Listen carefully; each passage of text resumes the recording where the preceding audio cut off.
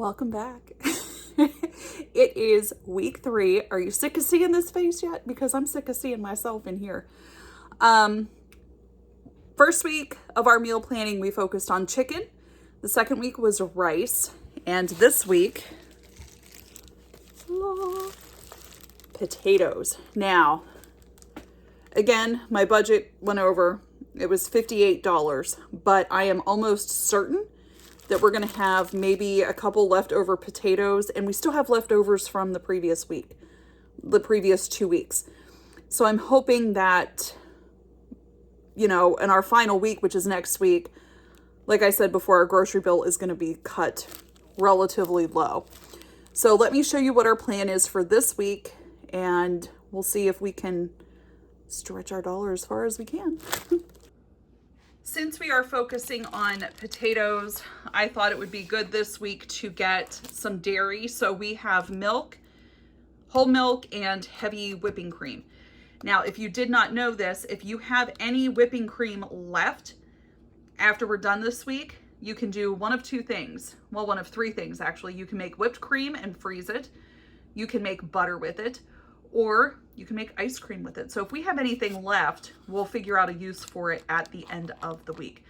But we are making a potato soup, which is going to be part of our leftovers for lunches, and it's going to be one dinner for us. We are going to make some antipasta salad for lunch. So we have we have our rotini noodles, we have some Italian dressing, a pepper, we've got cheddar cheese over there, and tomatoes, which are upstairs. I didn't bring those downstairs to film. We've got blueberries we are going to use as our fruit for this week again. And I got this guy frozen for $1.99. And I got our bacon on sale, green beans, and guys, we're gonna cook up this whole box of pancakes. We're gonna use it for this week and next week to make pancakes and waffles.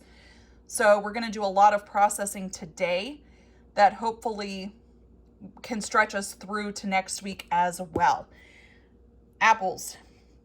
We still have a couple left over from last week, so I thought it would be good to make a big batch of applesauce, and I can show you how to do that at home because applesauce is crazy expensive right now too.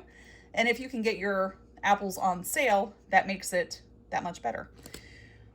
Cream cheese, however you say that. And we have 2 cans of mushroom soup. So using our potatoes and everything that we have, we're going to do a tuna noodle casserole, potato soup with crusty bread. You got it. We have to make bread again. Loaded potatoes, mashed potatoes with sausage and meatballs, mashed potatoes with sausage meatballs, potato cakes with baked beans and bacon. And then we're going to do pork chops and scalloped potatoes. And my pork chops are in the fridge. I don't know why I didn't get them out, but they are in the fridge. So I have pork chops too. So all of this came to $58.25.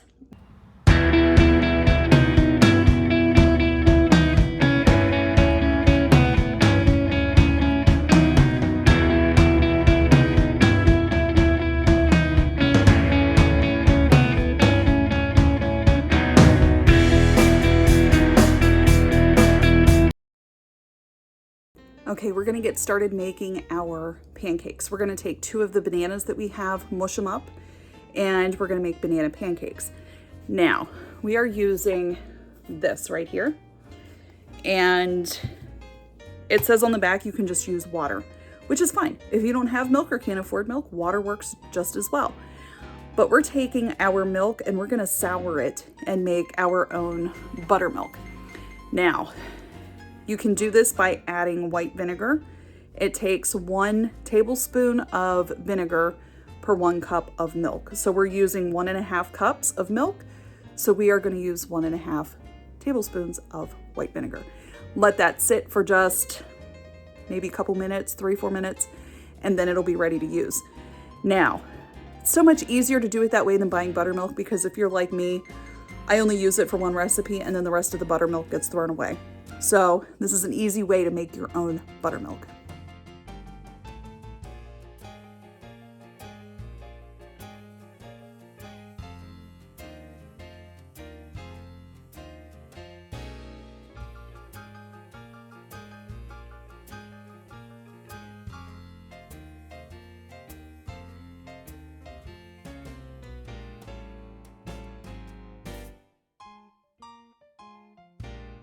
Here is my tip for this week. Whenever you are freezing pancakes or waffles, let them cool completely and then take a cookie sheet, put parchment paper on it, and then lay your pancakes or waffles on top of that, freeze them flat. And then whenever you freeze them, they're easier to get apart out of the freezer. Alrighty guys, we are continuing our meal prep. I had to come upstairs because I spilled pancake batter all over myself and had to change. So all of my flour and everything's upstairs too, so it's easier to bake up here as well. So last week, Jackie had a big handful of carrots that were left over. So we're gonna take those carrots, grate them down, make some homemade applesauce, and I'll show you how to do that. Use the applesauce and the carrots to make a very healthier-ish, because it does take butter, so healthier-ish carrot cake muffins. So let me show you how to do that. Let's go. To make applesauce, you need to wash your apples, take the skins off, and then cut them into chunks. I always put just a little bit of water in the bottom of my pan so the apples do not burn, along with just a few drops of the lemon juice so that your apples do not turn brown. Cook this down, stir it now and then to mix everything up and keep it from burning on the bottom. And then you're just gonna cook these on medium heat, medium low, until they are soft enough to be able to mush up and mash and turn into a sauce. You can mash it by hand, you can put it in a blender, you can do it however you want to, but this will mash up enough to make applesauce. To get a smoother applesauce, I did use one of my smaller food processors and blended it down, and I'm just gonna put this whole container in the fridge to cool it off for a couple minutes. And while that was cooking down, I have one cup of loosely packed, finely shredded carrot. To our bowl, I have 1 stick of butter, or half a cup, 1 of our eggs that we had from last week, and then 1 teaspoon of vanilla. I am using an electric mixer, and I'm just gonna mix all of this together. It's gonna look really lumpy because of the butter, and that's okay, that's what it should look like. To this, we're going to add, woo, there it goes. To this, we're adding a half a cup of maple syrup and 1 cup of the applesauce that we just made. And then we're gonna mix that up with our mixer here too. Mix her up. Add 1.5 cups of flour to your batter. We're next gonna add in a teaspoon of baking soda, 1/4 of a teaspoon of baking powder, 1.5 teaspoons of cinnamon, and 1/2 teaspoon of salt. Then mix this up really well with your blender or mixer.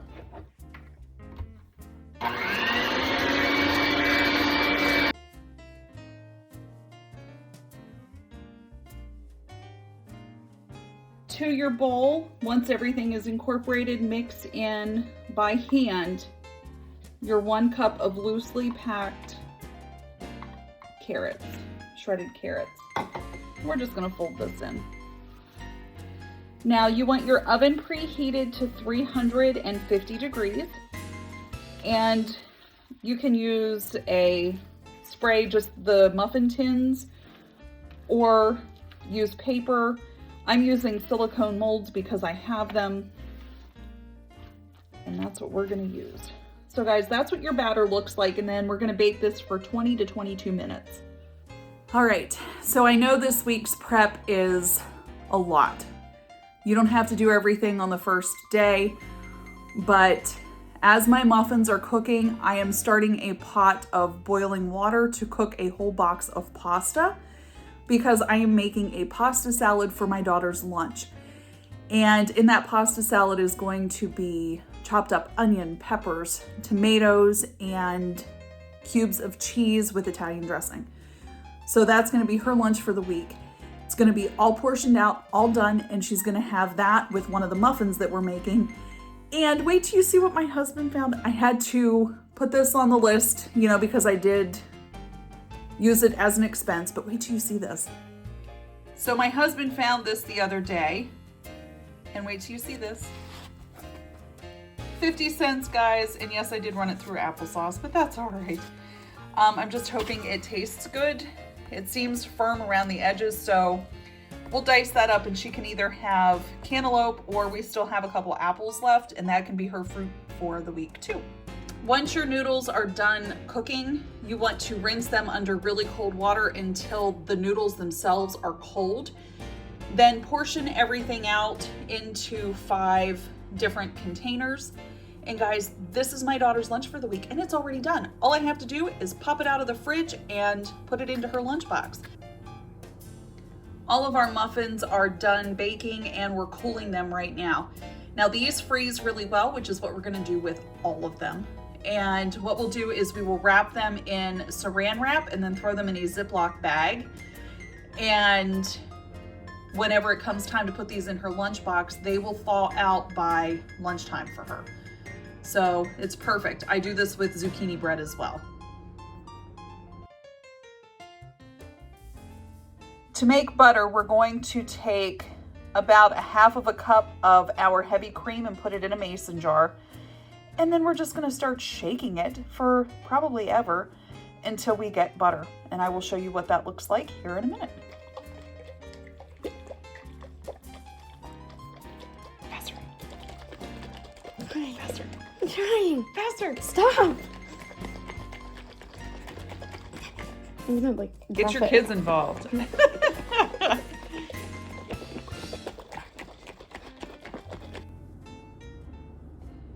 So after about 5 minutes of shaking it and still only having whipped cream, we moved it to a bowl and used our hand mixer. Now you can see here's our butter, and we did add garlic powder and salt to this so that we can have garlic butter. But you will see that it gets quite liquidy when it is about done. So you want to squeeze this to get the liquid out of it before you put it in your dish to store it in the fridge. But guys, we've got butter. All right, guys, it's night 1 and we just finished up with all of our prep work. I've got a ton of dishes to wash, so I'm gonna let the Instant Pot do the work for supper tonight. We're gonna do loaded baked potatoes. I'm gonna fry up some of the bacon that we have, and we're gonna use that tonight for on the potatoes, and then we're gonna use it for the soup that we're gonna make for tomorrow night too. In the Instant Pot, I have 5 potatoes. I have punctured holes in all of them, filled it with water, and we're gonna do these on high pressure for 25 minutes and then do a quick release. Whenever you're done frying up your bacon, keep the grease, and then you can store that in whatever container will handle high heat. And then you can use that later to cook or fry with. This is what our grease looks like. And I do keep ours in the refrigerator, so I'm gonna let this cool. When you dump the new on, it's really liquidy at the top, but I'm gonna let this cool and solidify, and then I will put it into the fridge to store it. But you can let this sit out on the counter. There's no need to refrigerate it. So we have a bar set up for our potatoes. We have our cooked bacon, we have our shredded cheese, we've got sour cream that was left over from the other week. Now I'm going into my canned goods. I have caramelized onions, cowboy candy, and then the pickled red onions that we made the other day. Top your potatoes however you want using these condiments. Now my husband and I had a breakfast sausage with our potato because I had 2 of them left from last week. So we decided to eat those up with our dinner for tonight. All right, guys, day 2, and we're making potato soup in the crock pot. Let me show you. We are taking about 2.5 pounds of our potatoes, and we are peeling them and chopping them up. And we are going to take 2 of our frozen things of chicken stock that we made. We're gonna thaw those out and put everything into our crock pot, along with 1 of our onions that we purchased in week 1. In our crock pot, we have our 4 cups of chicken broth that we made. We have about 2.5 pounds of potatoes that are washed, cut, and in here. And then I only used half of that onion because it was so big. And then I sprinkled salt and pepper over top of it. Now, if you have garlic powder from last week, it would be good to sprinkle some of that on there as well. That'll give it an extra boost of flavor. So then we're just gonna let this cook for about 6 hours. We are also making our crusty bread recipe to go with this. However, today I am using bread pans. And all you do is take 1 bread pan, put parchment paper in, put your dough on, then take another loaf pan over top to seal it, and that will seal in the steam just like a Dutch oven does. And then you'll still get the same result. So we're gonna do it that way, and then I will show you the end product once it's done cooking. And here is our crusty bread done in a bread loaf pan with another pan on top of it. So you can see it works this way too, just as well. Our potatoes are definitely softened, so we are going to take our immersion blender and go in here and mash some of these potatoes up. Okay guys, and here is our potato soup, and we have it topped with a little bit of our white cheddar cheese and a few of our bacon crumbles. We don't have very many left over from last night, but it's definitely enough to give some added flavor to the soup. And we can't forget about our homemade crusty bread with our garlic butter that we made earlier too. And there is enough in here. There is enough soup in here for my husband and I to have soup for the rest of the week. I mean, there's definitely plenty in here. So that's an added bonus. Hi everybody, back for another night of cooking. So tonight we're gonna take a tube of sausage, and I can still relatively get sausage for the cheaper end where I live.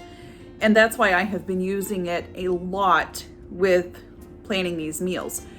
So we're gonna make sausage meatballs tonight, and not only are we gonna use them for tonight's supper, but we're gonna freeze the leftovers and have them again next week as well. So then there's one meal next week that we don't have to worry about.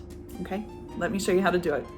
To our bowl, we have a pound of sausage, 1 whole brick of cream cheese that is extremely softened, 1 cup of our Colby Jack, and guys, look, we still have all of this left over for next week, so we are gonna freeze that. And then we have 1 1/4 cup of our pancake mix. We're gonna mix all these together, put them into balls, and then bake them for 25 minutes in a 400-degree oven.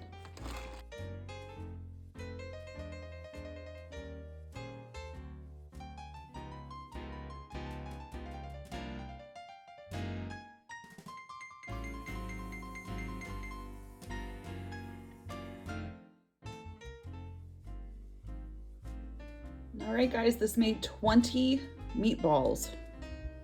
And we are cooking up the rest of our potatoes to make real mashed potatoes for supper. Now, it does seem like a lot, but we're gonna save the leftovers of these for tomorrow night and make potato cakes. You want to boil your potatoes until they are fork tender. Mashed potatoes need 3 things for them to taste good. They need butter, salt, and milk. We have the rest of our garlic butter that we made the other day, so we're gonna use that, and we're gonna make garlic infused mashed potatoes. Salt.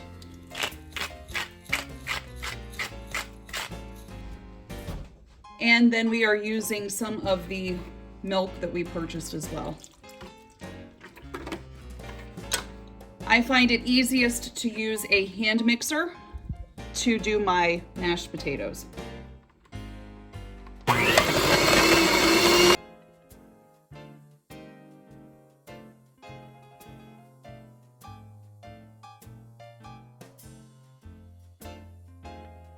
And guys, there you have cheesy meatballs and mashed potatoes. Enjoy. Tonight we are using the leftover mashed potatoes that we have, along with 1 egg and we're just gonna add flour. I don't really have an exact measurement for this, but I just add enough flour to form patties because tonight we're making potato cakes. Now they should have enough salt in them already from whenever you made the mashed potatoes. And then just break your mashed potatoes apart here and then mix everything together. And guys, that's it. And then we're gonna fry them up on the stove.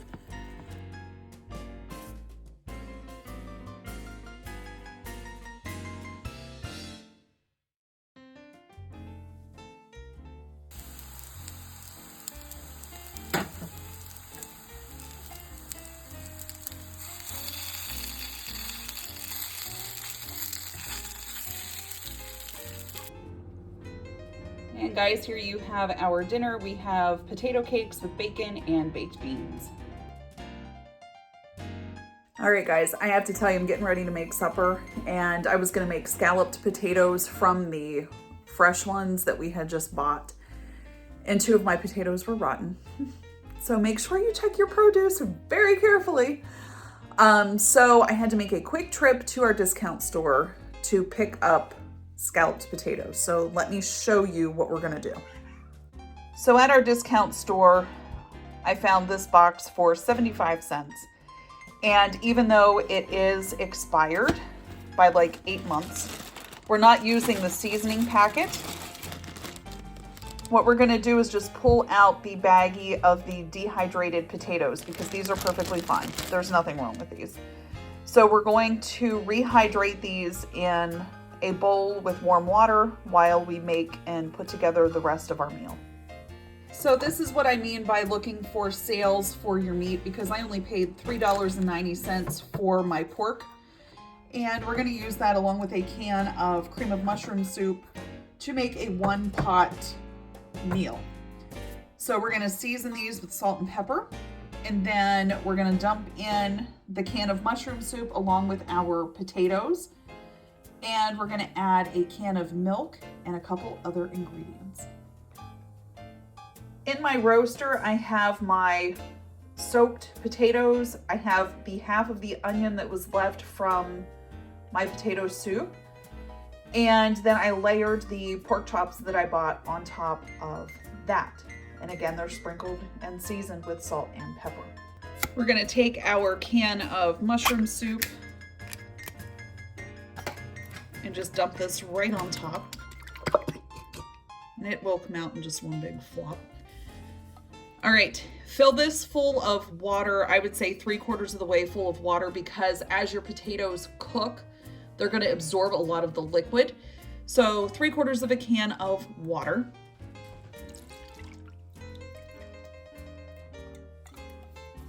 And then get your milk, and you want a full can of milk. And then we're gonna dump that right on top. This isn't necessary, but a few shakes of, I'm not even gonna try to say it, but a few shakes of this also helps with the flavor.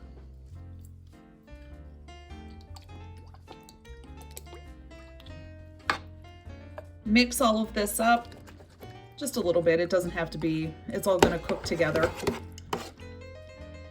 Put a lid on this, and then we're gonna cook this at 350 degrees for 1 hour. And guys, this is what's for supper. We have pork chops with scalloped potatoes and green beans.